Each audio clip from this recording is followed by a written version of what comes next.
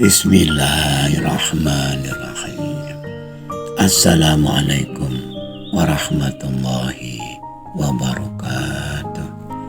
Wahai anak-anakku, murid-muridku yang senantiasa dirahmati oleh Allah SWT. Marilah kita lanjutkan pelajaran kita, ngaji belajar murid.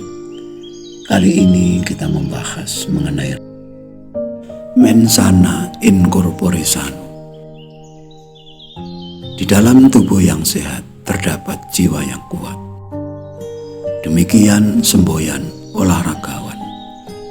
Namun bagi rohaniawan, semboyan itu justru akan sebaliknya.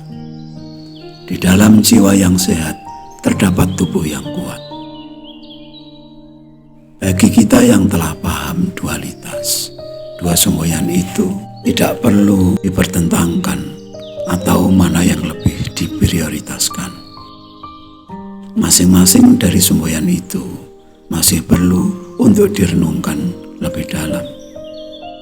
Kita yang sering berkunjung ke rumah sakit jiwa, bukan sesuatu yang aneh bila sering melihat kejar-kejaran antara satpam rumah sakit dengan pasien yang berlari-lari mengitari halaman rumah sakit yang luas yang sering digunakan upacara bendera di hari-hari besar.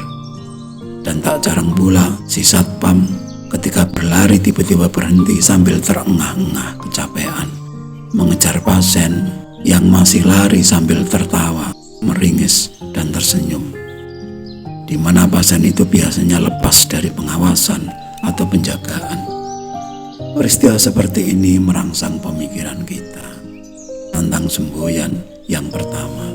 Di dalam tubuh yang sehat terdapat jiwa yang kuat. Bukankah si pasien itu benar-benar jiwanya sakit, makanya dia masuk rumah sakit jiwa? Namun mengapa tubuhnya kuat dan sehat? Bukankah hal ini tidak ada korelasi antara tubuh yang sehat dengan jiwa yang kuat? Sementara di sanggar-sanggar pemujaan, di padepokan, tempat para rohaniawan biasa bersemedi, bertapa, atau olah batin, banyak orang-orang yang sudah tua, berambut putih, namun wajahnya tetap segar, berseri-seri, pertanda awet muda. Tubuh mereka pun tampak bugar. Bukankah ini bukti bahwa di dalam jiwa yang sehat terdapat tubuh yang kuat pula? Inilah tantangan bagi kita untuk merenungi dua semboyan di atas, antara jiwa yang sehat dan tubuh yang sehat. Memang bila tubuh kita sakit-sakitan atau sakit gigi misalnya, jiwa kita pun atau mental kita pun akan terganggu, stres, mudah marah, dan seterusnya. Bagi kita yang telah sadar antara tubuh dan jiwa, antara jasmani dan rohani, dua-duanya harus mendapatkan perhatian dan perawatan yang proporsional, yang seimbang sesuai dengan kebutuhannya masing-masing. Mengapa negara Jepang terkenal sebagai negara yang maju, yang mampu menjaga keseimbangan antara memegang tradisi dan mengembangkan teknologi modern? Dan lagi pula, Jepang terkenal penduduknya rata-rata berumur panjang.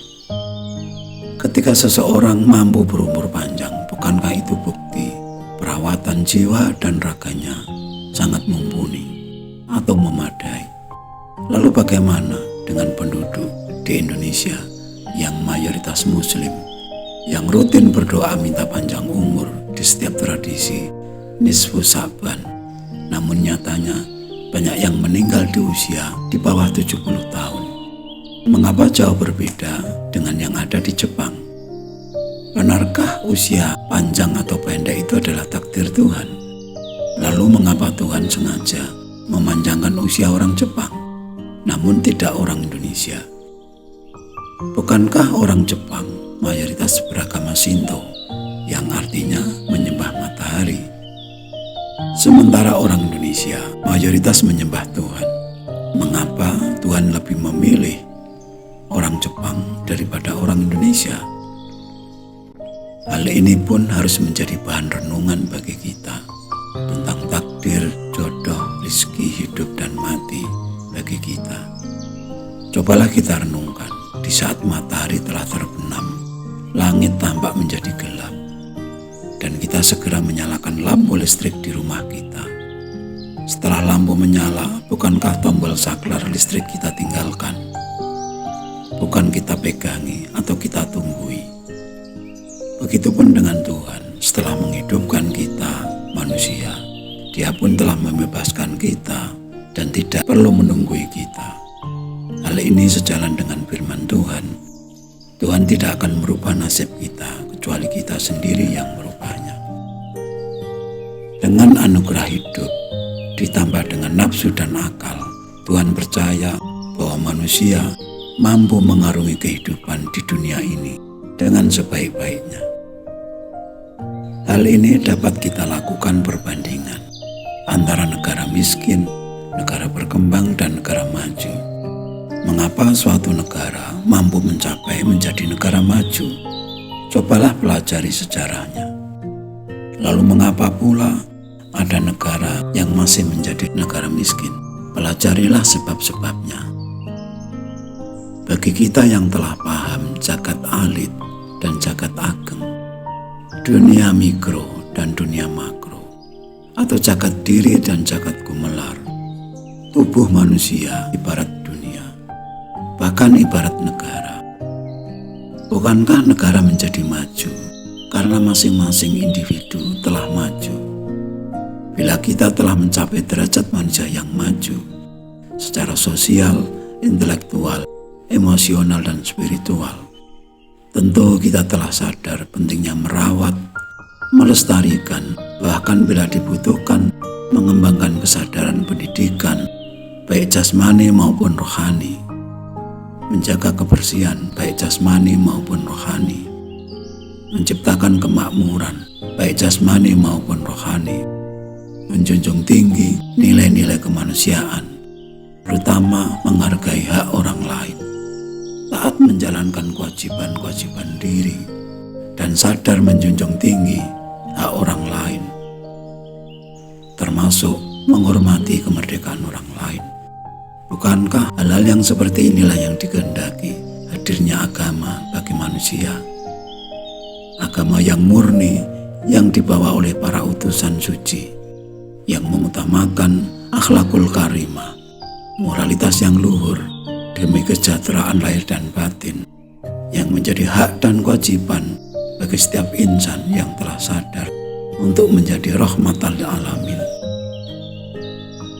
Memayu hayuning bawono sebagai pengejawantahan kehendak Tuhan yang memang pengasih dan penyayang. Sekian dulu wajangan Eyang.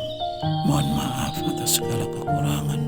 Semoga selalu bermanfaat, dan marilah berdoa bersama. Ya Allah, mudahkanlah jalan pengabdian kami kepadamu.